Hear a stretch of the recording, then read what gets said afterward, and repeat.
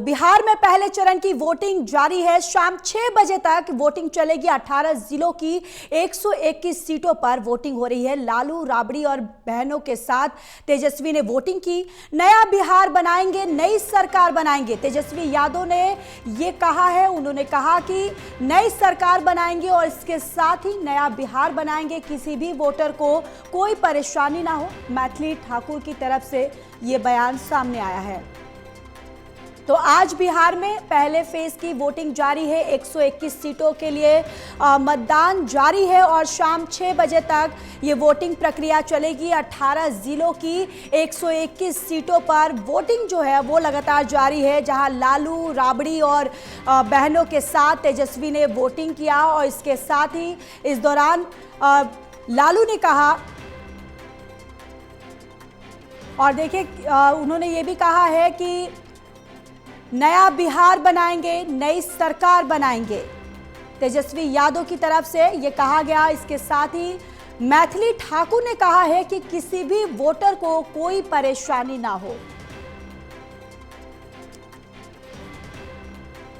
मैं यह सुनिश्चित करने के लिए अभी घूमूंगी बूथ्स पर कि किसी भी मतदाता को कोई परेशानी ना हो रही हो और सब स्मूथली चल रहा हो। जीतने के बाद मेरे पास बहुत सारे ऐसे काम है। सबसे पहले जो मैनिफेस्टो हमारी पार्टी ने रिलीज किया है, उसको सक्रिय रूप से हर एक घर तक पहुंचाना या फिर जिनको उसकी ज़रूरत है उस तक पहुंचाना।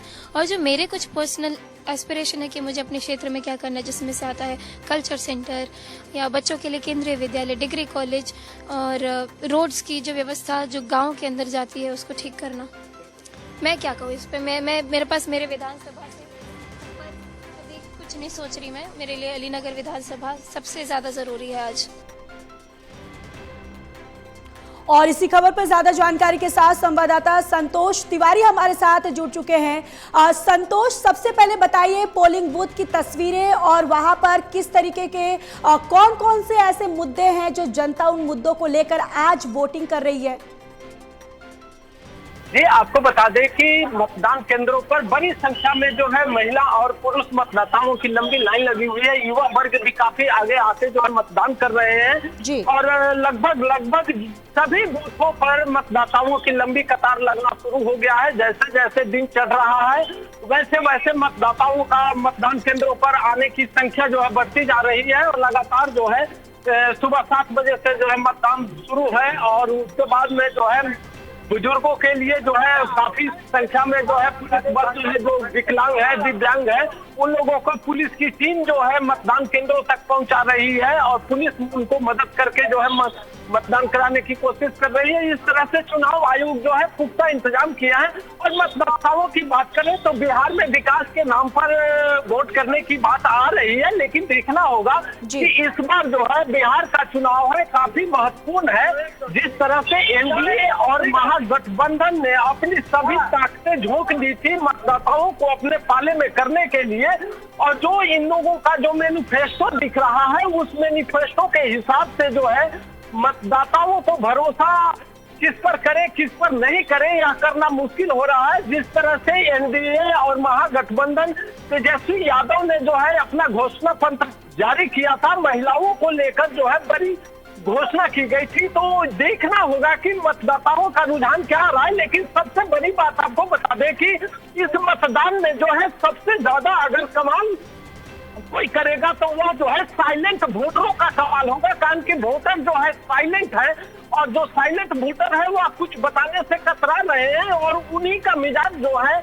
सबसे अहम होता है। और वही साइलेंट वोटरों का मतदान जो है जीत और हार का फैसला करेगा और किसके पक्ष में किसकी सरकार बन रही है उसके बाद पर वह मोहर लगा रहा है। तो यह देखना बहुत ही दिलचस्प होगा कि आखिर बिहार में किसकी सरकार इस बार उस पर जो है मोहर जनता ने लगाना शुरू कर दिया है। जी बिल्कुल संतोष, और जिस तरीके से इस बार विपक्ष जो है वो लगातार बेरोजगारी या पलायन या फिर रोजगार का जो मुद्दा लगातार उठाते हुए आया है, कहीं ना कहीं ये मुद्दे जो हैं वो कितना इम्पैक्ट डाल पाएंगे ये भी देखने वाली बात होगी। और जिस तरीके से लालू राबड़ी और बहनों के साथ तेजस्वी ने आज वोटिंग किया, इसके साथ ही वो मीडिया के सामने आते हैं और जिस तरीके से वो ये स्टेटमेंट देते हैं कि हम फिर से हमारी सरकार आने वाली, हमारी सरकार अगर आती है तो यहाँ पर हम नया बिहार जो है वो बनाएंगे।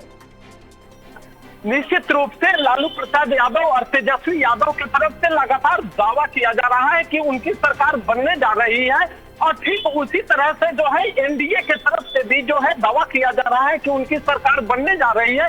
लेकिन यह फैसला जो है जनता को करना है कि जनता किसकी सरकार बना रही है, और जनता सरकार बनाने के लिए मतदान की शुरुआत कर चुकी है, मतदान करना शुरू कर दिया है। मतदान केंद्रों पर मतदाता पहुंचकर और सरकार किसकी बनेगी उस पर मोहर लगाना शुरू कर दिया है। लेकिन यह जनता का फैसला किसको साथ दे रहा है, जनता किसके पक्ष में मोहर लगा रही है, इसका फैसला तो 14 तारीख को होगा। लेकिन सबसे बड़ी बात है कि मतदाताओं में जबरदस्त उत्साह और देखने को मिल रहा है मतदान केंद्रों पर पहुंचने के लिए, और मतदाता के प्रति काफी मतदाता उत्साहित दिख रहे हैं। जी बिल्कुल, चलिए संतोष आप बने रहिए। तेजस्वी यादव ने क्या कुछ कहा है हम अपने दर्शकों को सुना देते हैं।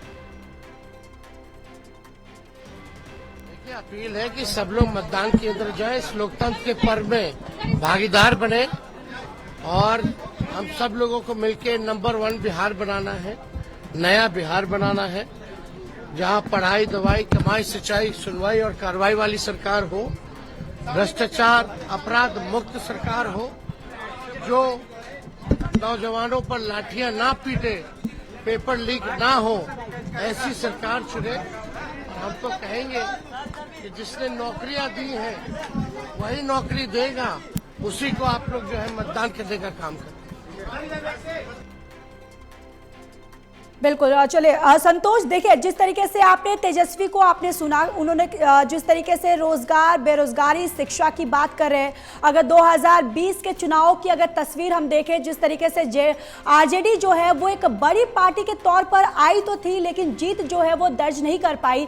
क्या अब इस बार फिर से ये जो मुद्दे जो है वो लगातार जिस तरीके से तेजस्वी यादव की तरफ से उठाए जा रहे हैं, क्या ये मुद्दे इस बार आरजेडी को फायदा पहुंचा सकते हैं?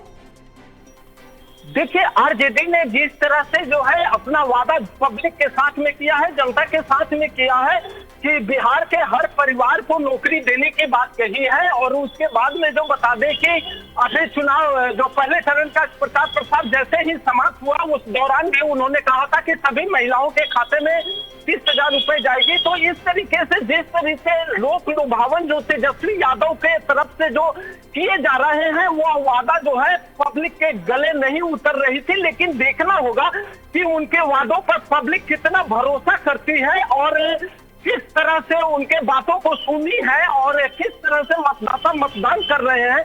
तो यह देखना बहुत ही दिलचस्प होगा। लेकिन सबसे बड़ी बात बता दें कि एनडीए भी जिस तरीके से लगातार अपना कुंभा मजबूत किया है और वोटरों को साधने की कोशिश किया है, तो आसान लड़ाई तेजस्वी यादव के लिए बिहार में होता नहीं दिख रहा है। और एनडीए और महागठबंधन के बीच जो है लगभग ज्यादातर सीटों पर आमने सामने का लड़ाई है, और बीच में कहीं कहीं प्रशांत किशोर का एकाध कैंडिडेट जो है त्रिकोणात्मक लड़ाई बना रहे हैं। जी बिल्कुल संतोष, देखिए तमाम पार्टियां जो है वो ये दम तो भरती हुई नजर आ रही हैं कि उनकी सरकार बनने वाली है। बहरहाल देखना होगा, 14 तारीख का इंतजार जो है वो करना होगा। चलिए संतोष, तमाम जानकारी के लिए धन्यवाद।